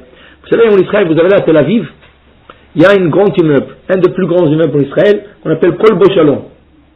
Kolbo, c'est tout en cet immeuble. Des habits, des jouets, tout ce que vous voulez. C'était un grand tour, un grand immeuble, vous montez avec une ascenseur. Ah, C'est plus que Chabanel. Parce que Chabanel, il n'y a que 2 habits. Là-bas, il y a Bakol, Mikol, Kol. Il y a tout ce que vous voulez là-bas. C'est ça? Vous montez sur les étages, vous rentrez dans des rayons, toutes sortes de habits, de jouets, tout ce qu'on voulait. C'était un grand immeuble. Malheureusement, cet immeuble était connu. Comment il était connu?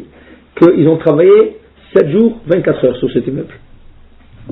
Cet immeuble a été travaillé 7 jours, 24 heures. Qui veut dire que c'était depuis le dimanche jusqu'à dimanche. Incluant Shabbat. 24 heures durant Shabbat. La question est, si on ne peut pas profiter de quelque chose qui a été fabriqué Shabbat, le Rav Yosef a été demandé, est-ce qu'on peut rentrer dans cet immeuble pour faire du magasinage? Parce que tu rentres sur un étage qui a été construit Shabbat. Tu n'as pas le droit de piétiner sur cet étage. Tout. Pas dans les cas qui sont tout. C'est ça? Là, le Rav Yosef, il a utilisé cette logique. Il a dit, est-ce que quelqu'un est capable d'indiquer quel étage a été fabriqué Shabbat? Est-ce qu'il y a quelqu'un qui était là en train de surveiller le premier étage, le 3e, le 7e, le 9e? Il n'était pas là pour surveiller.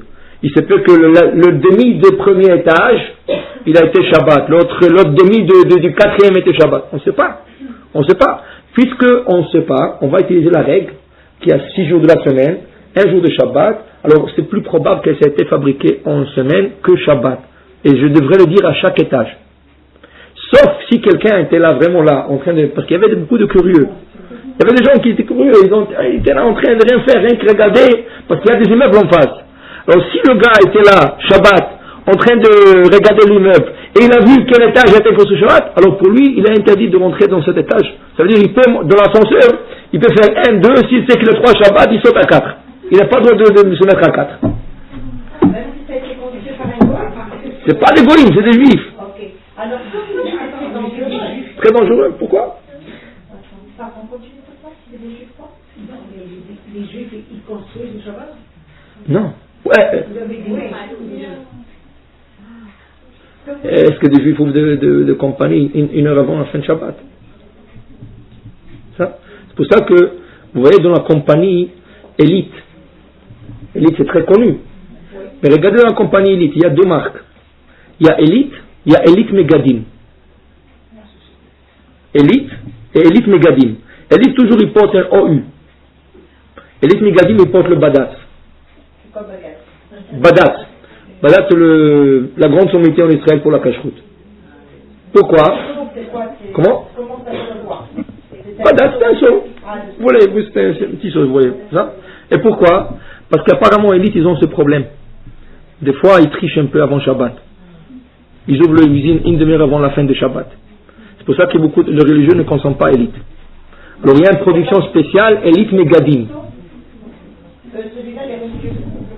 Oui, Élite Megadim, pas Élite. Quel Coca-Cola? Ici c'est Goïm. On parle en Israël. C'est pour le vin.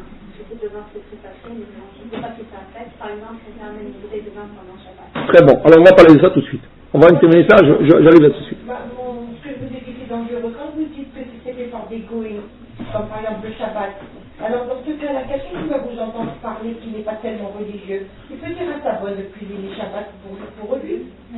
Pourquoi? Je n'ai pas compris. Je n'ai pas compris la comparaison. Vous dites que quelqu'un, si c'est quelque chose qui est cuisiné, par exemple pour le manger, qui est cuisiné par un juif, par un non-juif, Shabbat, on peut le consommer. Non, attention. Mais est-ce que quand Coca-Cola fabrique Coca-Cola, il fabrique pour le juif? Il fabrique pour la majorité de gens qui se trouvent dans le pays. Et c'est quoi la majorité qui se trouve ici? Des goïms, c'est ça? En Israël, même si vous prenez des goïms, s'ils fabriquent, pour qui ils fabriquent? Même s'ils prennent des arabes, pour les juifs. Donc ça, en Israël, c'est toujours un problème. Ici, c'est moins de problème parce que la majorité sont de goïms. Maintenant, Rav Yosef il parle. Le cas, je crois, le plus courant et le plus dur, c'est Shabbat, tu viens à la synagogue, il y a un bar mitzvah, il y a n'importe quoi, il y a des gens qui ont emporté des bonbons dans un endroit où il n'y a pas le hérouf. S'il y a le hérouf, s'il y a la ville est Vous avez dit que nous, on ne prend pas le hérouf de je dis, il y a le hérouf, on peut encore le laisser passer. Mais il n'y a pas d'hérouf du tout. Et quelqu'un a apporté des bonbons, c'est la bar mitzvah. Et il commence à acheter des bonbons, mais tu vois que le gars est arrivé en voiture. Alors les bonbons, non seulement qui ont été rapportés 100 euros, ils sont arrivés en voiture. Qu'est-ce qu'on fait? Dire à votre Yosef, normalement il faut dire à tout le cas de ne pas consommer ce bonbon. Seulement quand on fait une annonce, c'est la bagarre. Ça dépend avec qui tu tombes. Ça dépend. Il y en a des gens qui sont cool, on va dire, ils sont bien. Tu leur parles, ils écoutent, ça va, on ne savait pas, on s'excuse, on ne savait pas. C'est pour ça que dans le synagogue, c'est toujours bien d'avoir des réserves de bonbons. Ah, tu ne savais pas, voilà. Tiens, on te donne des cachères, tu peux jeter autant que tu veux. Mais des fois, tu te avec des durs. Non, c'est comme ça. Cette fête, il y a quelqu'un qui a apporté des bonbons. Moi, je regarde les bonbons, je ne vois pas des herchers. Je me dis, sous le sachet, il y a des herchers. Je dis, montre-moi les sachets. Il a montré le sachet. Il a montré un rabbin. Il y a un sticker. Un sticker avec un nom. Je connais le rabbin. Il est de l'Italie. Je lui dis, monsieur, ce sticker, tu ne crois pas quelqu'un qui a mis ce sticker comme ça? Il dit, non, pourquoi vous pensez ça? Il dit, le rap se trouve en Italie. Moi, je connais ces produits. Et tout le sachet est écrit en arabe. Il dit, oui, c'est le mec de la France. Il dit, oui, de la France, mais le rabbin est en Italie. Ah, mais ça a dû être qu'il a vu que c'est... Alors, quand je regarde comme ça, il était gentil, il a pris, il dit, non, je ne vais pas prendre la responsabilité sur moi. Il a pris le mot et il les a mis de côté. Il y en a qui écoutent. Est-ce qu'ils ne disent pas que les Arabes ne font pas de produits? Pas vrai. C'est pas vrai. C'est pas vrai. Parce qu'il y a des Arabes chrétiens, il y a des Arabes qui ne sont pas religieux, c'est pas tous les Arabes qui n'utilisent pas de produits de graisse, c'est ça? Oui, mais le halal qu'ils mangent, c'est cachère? Alors? Comment? Bien sûr. Mais nous, on ne pourrait pas manger, on mangeait chez eux. Maintenant, pour le cas de bonbons, la même chose. Quelqu'un, ça ne change pas, c'est la même chose. Quelqu'un qui vient, Shabbat, il est invité pour vendredi soir, il vient vous offrir une belle bouteille de vin, il vous dit, voilà, je vous apporte ça les fois de Shabbat. Ou il vous apporte un bouquet de fleurs. C'est ça pour garnir la table. Qu'est-ce qu'on fait? Alors ici, il dit que il faut leur dire non. Mais des fois, hein, il faut savoir connaître la situation. Hein? Non, je ne peux pas mettre dans l'eau. Je ne peux pas mettre à la table, dans un vase. Tu le mets dans la cuisine, jusqu'à ici, il dure Shabbat. Il dure aussi, il ne dure pas Shabbat. C'est ça? Maintenant, il faut leur dire non. Mais si tu sais, c'est pas toutes les situations qui sont la même chose. Alors là, il y a une petite ouverture, toute petite. Ne la faites pas plus grande qu'elle est. Elle est toute petite. L'ouverture est la suivante. Regardez, quand quelqu'un cuit un plat, pour cuire un plat, qu'est-ce qu'on fait? On prend de la viande crue, on prend, je sais pas, des pois chiches qui sont crus, ou, je sais pas, des haricots qui sont crus, et on le met dans un plat, on le cuit. Là, on a transformé la forme de la chose qu'elle était auparavant. Avant, c'était cru, maintenant, ça a changé à être cuit. Avant, c'était non consommable, maintenant, c'est devenu consommable. N'importe quoi que tu fasses, la construction. Avant, il n'y avait rien, tu mets du ciment, tu as une bâtisse. Il n'y avait rien, alors là, tu as une bâtisse. N'importe quoi que vous faites, vous avez changé, vous avez transformé quelque chose. Il y a un travail, parmi les 39 travaux, qui est un peu différent des autres. C'est le transport. Quand quelqu'un transporte une bouteille de vin, quand il transporte d'endroit A à endroit B, malgré qu'il n'y avait pas d'Irouv, ou qu'il a pris dans une voiture, même s'il y avait l'Irouv, il a pris dans une voiture, il a fait un péché, mais il n'a pas changé la texture et la forme de l'objet transporté. S'il a transporté des bonbons, s'il a transporté des fleurs, l'objet est resté intact. Maintenant, a priori, c'est sûr qu'il ne faut pas l'accepter, il ne faut pas l'utiliser, il ne faut pas rien faire. A posteriori, vraiment a posteriori, je vous explique le cas. Quelqu'un vous apporte une bouteille de vin, c'est quelqu'un qui vient de faire teshuva et tout. Si tu vas lui dire, je ne peux pas consommer cette bouteille de vin, tu peux il y a des gens qui sont très très sensibles. C'est ça? Il y a des gens. Mais il ne faut pas le dire à chacun. Il y a des gens qu'il faut essayer. Tu commences à parler à la personne, tu sais avec qui tu as affaire. A priori, il ne faut pas l'utiliser. A posteriori, tu peux même la servir à table. Parce que malgré que le péché a été fait par ce monsieur, il n'a pas transformé la texture et le produit. Le vin, c'est le même vin. Le bonbon, c'est le même bonbon. N'importe quoi, c'est la même chose. C'est pas exactement comme le lait, parce que ça a été embouteillé, c'est sûr. c'est différent. Mais quand il n'y avait rien que le transport d'un endroit à l'autre endroit, a priori on ne l'accepte pas, a posteriori on peut l'accepter. Ça peut être la même chose pour quelqu'un qui vous emmène un gâteau pour le dessert. Il t'a dit n'achète pas le dessert, compte sur moi, moi je te l'apporte, mais compte sur moi, il est venu une heure après Shabbat. On ne parle pas de ça. Il n'y a pas de problème. S'il y a les roues, oui. Les roues sont fait pour ça. Mais pourquoi j'ai le rouge?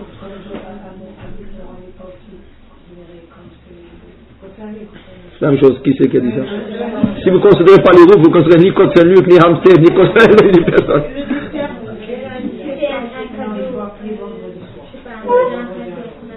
Hein? Si c'est un cadeau, Un vase ou quelque chose on a le droit d'utiliser après. Oui. Après Shabbat, il n'y a pas de problème. Même s'il a mis pendant Shabbat. Oui, il en met pendant Shabbat. Alors vous attendez après Shabbat le laps de temps qu'il a transporté. Si de chez lui à chez vous c'est une demi-heure, c'est ça, ou 20 minutes, vous attendez après Shabbat cette laps de temps, après vous pouvez l'utiliser. C'est pendant Shabbat qui est le problème. Pendant Shabbat. Même si c'est du vin ou comme elle a dit, le manger. N'importe quoi, c'est du vin, c'est un gâteau, c'est un bonbon. Après. Mais pas durant Shabbat. Après Shabbat, vous pouvez l'utiliser. Il ne perd pas sa cache-route. Comment? Non, il ne perd pas sa cache-route. Seulement, vous pouvez l'utiliser après Shabbat. Mais comme j'ai expliqué, il y a des cas où vous êtes obligé de l'utiliser pendant Shabbat. Et pendant Shabbat, malheureusement...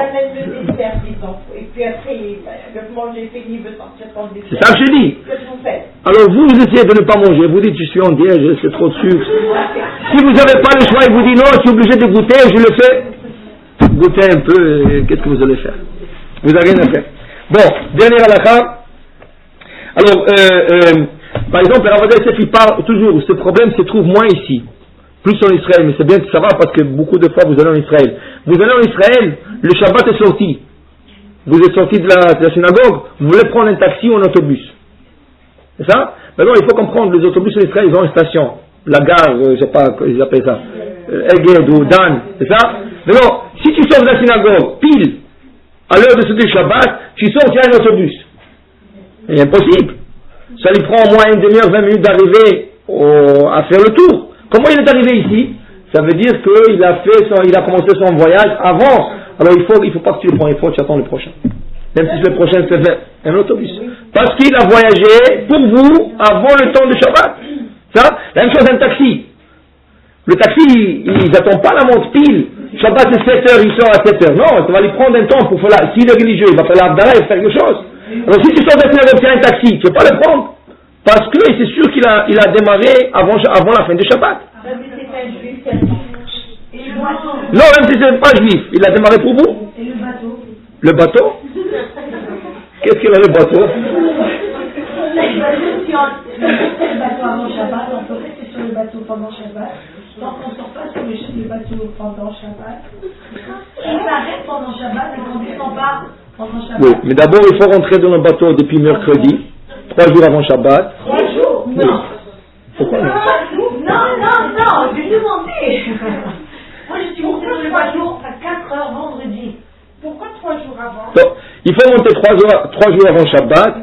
C'est ça, parce que si vous montez vendredi 4 heures quand Shabbat est à 5 h à 6 h, ça montre que vous voulez profaner le Shabbat. Si vous êtes sur le bateau 3 jours avant et le bateau ne veut pas arrêter pour vous, là on vous laisse... Le bateau qui n'a pas débarqué le vendredi, Shabbat, samedi, est resté dans la mer, il n'est pas arrêté. C'est ça. J'ai pris, et puis le deuxième Shabbat, c'est pas encore la même chose. Il n'y avait pas d'arrêt. C'était les 2 seuls jours qu'il n'y avait pas d'arrêt. Autrement, tous les jours, il y avait des arrêts. J'ai choisi ce bateau et j'ai demandé. Mais pourquoi vous avez choisi? Au contraire, parce qu'ils n'arrivent pas Shabbat, c'est un problème. Non, j'ai embarqué Shabbat à 4 heures. Ok? Pendant vendredi à 4 heures. Il a circulé, il est resté sur la mer samedi toute la journée, il n'y a pas eu de débarquement, embarquement, rien. Ils sont restés sur la mer. Après, le premier débarquement, c'était dimanche. Non, mais même s'il y a débarquement, c'est pas interdit. Vous ne débarquez pas, vous restez sur le bateau.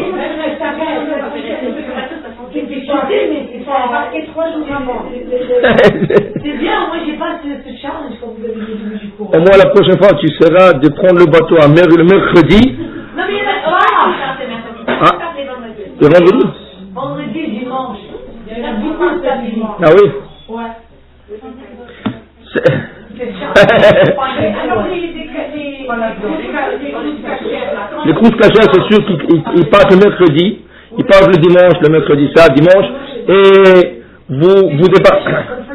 Oui, c'est pas la question cachère. Il y a deux conditions à respecter. Il faut que le bateau parte 3 jours avant Shabbat. Il y a marqué que c'est quoi 3 jours? Est-ce que c'est le 3 jours, ça commence le mercredi? Là, c'est mercredi, jeudi, vendredi. Ou le 3 jours veut dire jeudi, vendredi, samedi.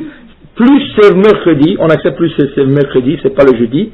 A posteriori le jeudi. Et le bateau, si ça veut dire il ne garde pas quelque part, alors vous restez sur le bateau, vous ne sortez pas du bateau, vous n'allez pas sortir dans la mer. Vous restez sur le bateau, ça. Et il faut que vous connaissez vous-même, que vous n'avez pas de nausée. Marin. Hein? Il y a des patchs, il y a tout ça. Alors prenez tout ce qu'il faut, parce que si vous connaissez comme une personne sensible, vous n'avez pas le droit de prendre même le mercredi. Le problème de prendre un bateau, c'est à cause qu'il y a beaucoup de gens qui sentent mal le Shabbat, et tu n'as pas le droit de te mettre en situation de sentir mal le Shabbat. C'est toi qui t'es mis dans cette situation. Tu n'es pas prendre le médicament. Ok? C'est vrai. C'est ça. Alors ça c'est la grande raison pourquoi on ne prend pas le bateau. Mais si vous êtes 3 jours avant, 3 jours, alors on dit que comme tu as commencé déjà, alors on te laisse de rester. Mais au contraire, la prochaine fois, il ne faut pas le prendre à 4 heures, il faut le prendre le mercredi. Bon, dernière halakha, quelqu'un, vous êtes dans la rue, vous sortez de la synagogue, vous promenez pour prendre une petite promenade, il y a quelqu'un qui arrête une voiture, et il est juif. Il vous demande où est la synagogue telle et telle. C'est ça? Il faut le dire, non, il faut le dire, je m'excuse, je ne sais pas. Parce que si vous allez le dire, il va d'après votre direction. Alors écoutez, qu'est-ce qui peut arriver? Écoutez. Non, juif. Un non-juif qui me demande où est la rue telle. Non, on parle de la synagogue maintenant, laissez parler. Un non-juif, il n'y a pas de problème, on parle d'un juif, parce qu'un juif, vous le faites faire un péché. Maintenant, regardez qu'est-ce qui peut arriver comme péché. Il y a, pour arriver à un endroit, on peut prendre 5 routes différentes, 5, 10. Ça, tu as dit partir par un endroit, tu lui as allongé le chemin d'1 mètre. Ce 1 mètre, il a fait à cause de vous.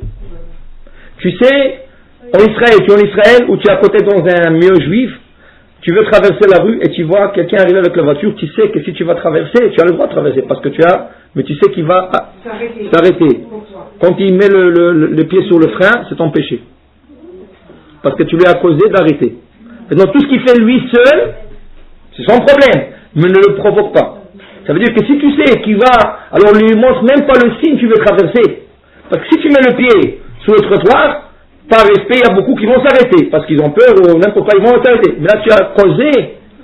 C'est ça? Alors, ça, il faut faire attention quand quelqu'un vous demande comment je peux arriver à tel endroit, je ne sais pas. C'est vrai, peut-être qu'il va commencer à tourner, mais au moins que si moi je lui dis les directions, je lui donnais un chemin plus long, je ne veux pas prendre sur moi que. Alors, il faut le dire gentiment, je ne sais pas. Quand quelqu'un nous appelle au téléphone, pour lui c'est Shabbat. Et vous, c'est pas Shabbat. Vous n'avez pas le droit de répondre. La même chose. Si quelqu'un vous appelle d'Israël, on était. Je faisais ce Shabbat. Vous, c'est pas encore Shabbat. Vous n'avez pas le droit de répondre. Mais on sait pas si vous savez, oui, vous voyez, l'homme dit son. C'est ça? Ou vous attendez l'appel et là. Oui, ça c'est différent. Non, ils n'ont pas le droit. Si quelqu'un il vient d'Israël, lui fait 1 jour de fête, vous faites 2, mais il n'a pas le droit de faire devant vous des choses que vous n'avez pas le droit. Ça veut dire qu'il n'a pas le droit d'allumer la lumière et de fermer la lumière. Il n'a pas le droit de regarder la télé. Même le téphilim, s'il veut mettre le téphilim, si c'est par exemple après Shavuot, il a terminé, il veut mettre le téphilim, il n'a pas le droit. Il doit rentrer dans une chambre. Tout ce qu'il fait, il doit le faire dans une chambre isolée, parce que vous n'avez pas le droit de le faire. Il est chez vous, il doit se conduire comme vous. Et si vous êtes chez lui, vous devez faire 2 jours et demi d'expérience. Oui, alors il est chez lui. En Israël, il a le droit de faire, parce que tout le monde fait la même chose. Là, c'est vous, votre les différents. Mais quand il vient ici, c'est lui qui est différent de. Le prochain cours d'Hachem, c'est à 8h, pas 8h15. Aujourd'hui, en 8h15, mais à 8h, on commencera le cours.